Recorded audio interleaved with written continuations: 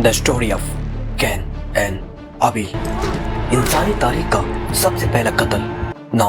जब अल्लाह ने हज़रत आदम इस्लाम और हज़रत हव्वा इस्लाम को दुनिया में भेजा तो इसके बाद इंसानियत का इम्तिहान शुरू हुआ।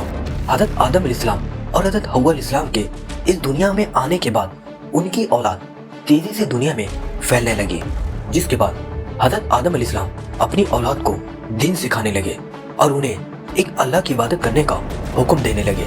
लेकिन वो उस वक्त तक भूल चुके थे कि अल्लाह ने उनके साथ शैतान को भी इस दुनिया में उतार दिया है। जब आदम इस्लाम की औलाद तेजी से फैलने लगी तो अल्लाह ने हुक्म दिया कि वो अपने बेटे और बेटियों की आपस में शादी करें। आदम इस्लाम के 2 बेटे हाबिल और काबिल।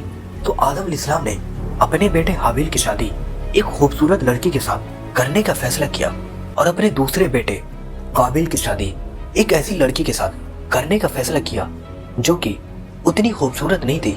ये देखकर काबिल के दिल में अपने भाई हाबिल के लिए जेलसी पैदा हुई, क्योंकि वो अपनी खूबसूरत बहन से शादी करना चाहता था। इस तरह उन दोनों के दरमियान झगड़ा होने लगा। तो अल्लाह ने हज़रत आदम इस्लाम को हुक्म दिया कि वो अपने दोनों बेटों को अल्लाह की राह में कुर्बानी देने का हुक्म दे। जिसकी कुर्बानी अल्लाह कबूल करेगा उसकी शादी उस खूबसूरत बहन से कर दी जाएगी। हाबिल एक शेफर्ड चरवाहा था और उसके पास काफी भेड़ बकरियां थी। उसने अपनी सारी भेड़ बकरियां अल्लाह की राह में कुर्बान करने का फैसला किया। वहीं दूसरी तरफ काबिल एक किसान था और उसने अपनी बहुत ही लो क्वालिटी की फसल अल्लाह को देने का फैसला किया। बट ऑफ कोर्स अल्लाह ने हाबिल की कुर्बानी कबूल की। ये देखकर काबिल के दिल में अपने भाई हाबिल के लिए और ज्यादा जेलसी पैदा हो गई। उसने अपने भाई हाबिल को कहा कि मैं तुम्हें कत्ल कर दूंगा। लेकिन हाबिल ने कहा कि अगर तुम मुझ पर हाथ उठाओगे मैं तब भी तुम पर हाथ नहीं उठाऊंगा, क्योंकि मैं अल्लाह से डरता हूँ जो तमाम जहानों का रब है। लेकिन इन सब के बावजूद काबिल ने अपने भाई हाबिल को कत्ल कर दिया, जो इंसानी तारीख का सबसे पहला मर्डर था। हाबिल को कत्ल करने के बाद काबिल को अपनी गलती का एहसास हुआ और उसे ये समझ नहीं आ रहा था कि अब वो हाबिल की डेड बॉडी के साथ क्या करे। तभी अल्लाह ने एक कौवे को काबिल के पास भेजा।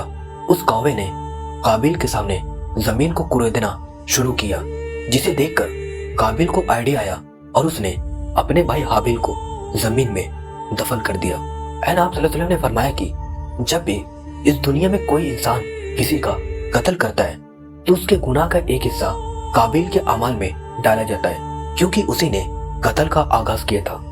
कत्ल करना इस्लाम में बहुत बड़ा जुर्म है। अल्लाह ने कुरान में कुछ यूं फरमाया कि जिस किसी ने किसी एक इंसान को कत्ल किया गोया कि उसने पूरी इंसानियत को कत्ल किया, और जिस किसी ने किसी इंसान की जान बचाई गोया उसने पूरी इंसानियत की जान बचाई। काबिल ने हाबिल को जेलसी में हसद में आकर कत्ल किया। हसद ये एक बहुत खतरनाक बीमारी है, जैसा कि आप सल्लल्लाहु अलैहि वसल्लम ने फरमाया था कि हसद से बचो, क्योंकि ये तुम्हारे अमाल को इस तरह खा जाती है जिस तरह आग सूखी लकड़ी को। आप सल्लल्लाहु अलैहि वसल्लम ने यह भी फरमाया कि शैतान इंसानों में हसद के जरिए इख्तिलाफ पैदा करता है। और एक और मुकाम पर आप सल्लल्लाहु अलैहि वसल्लम ने फरमाया कि जन्नत में जो सबसे पहला गुनाह हुआ था वो हसद था, जो कि शैतान ने आदम से किया था। आज सोशल मीडिया की वजह से ये बीमारी इंसानों में बढ़ती जा रही है, यहाँ तक कि सोशल इंजीनियर्स इसी जेलसी फैक्टर को यूज करके लोगों को कंट्रोल करते हैं। जैसा कि ये सारी लग्जरीज कंपनीज अपने प्रोडक्ट आपको बेचते हैं ताकि आप ये दिखा सको कि आप दूसरों से बेहतर हो। काबिल और हाबिल के इस इंसिडेंट के बाद हज़रत आदम अलैहिस्सलाम हाबिल की मौत से बहुत ज्यादा दुखी हुए, जिसके बाद अल्लाह ने उन्हें एक बेटा अता किया जिसका नाम था हज़रत सीस अलैहिस्सलाम। हज़रत आदम अलैहिस्सलाम ने अपनी वफात से पहले हज़रत सीस अलैहिस्सलाम को अपना सक्सेसर बनाया। हज़रत सीस अलैहिस्सलाम को अल्लाह ने 50 स्क्रिप्चर्स दिए, जिसके बाद वो लोगों को अल्लाह की इबादत करने की तालीम देने लगे। उसी वक्त काबिल के कुछ फॉलोअर्स फितना फैलाने लगे। उनसे बचने के लिए हज़रत सीस अलैहिस्सलाम अपने फॉलोअर्स को पहाड़ पर ले गए, पर दूसरी तरफ काबिल के फॉलोअर्स गुनाहों में बिल्कुल डूबे थे, जिसे देखकर हज़रत सीस अलैहिस्सलाम के भी कुछ फॉलोअर्स उनकी तरफ चले गए। ये देखकर हज़रत सीस अलैहिस्सलाम ने उनके साथ जंग की, जिसे इंसानियत की पहली जंग कहा जाता है। इसके बाद हज़रत सीस अलैहिस्सलाम की वफात हो गई, जिसके बाद उन्हें हज़रत आदम अलैहिस्सलाम और हज़रत हव्वा अलैहिस्सलाम के साथ दफन कर दिया गया। लेकिन हज़रत सीस अलैहिस्सलाम ने अपनी वफात से पहले अपने बेटे अनौस को अपना सक्सेसर बना दिया। हज़रत अनौस भी अपने बाप की तरह लोगों को अल्लाह की तरफ बुलाते, उनको गाइड करते, और वो 905 सालों तक लोगों के साथ पहाड़ों में रहे। लेकिन उन्होंने भी अपनी वफात से पहले अपने बेटे केनान को अपना सक्सेसर बनाया।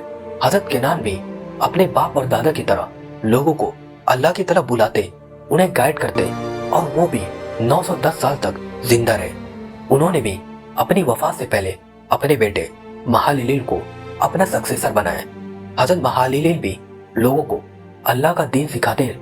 हज़रत महालिलील 810 साल तक जिंदा रहे। उन्होंने भी अपनी वफात से पहले अपने बेटे इदरीस अलैहिस्सलाम को अपना सक्सेसर बनाया। हज़रत इदरीस अलैहिस्सलाम वापस से लोगों को अल्लाह की मदद करने का हुक्म देने लगे, और इस तरह लोग दोबारा से अल्लाह की तरफ आने लगे। हज़रत इदरीस अलैहिस्सलाम ने सबसे पहले पेन को ईजाद किया। इससे पहले लोगों को लिखना नहीं आता था।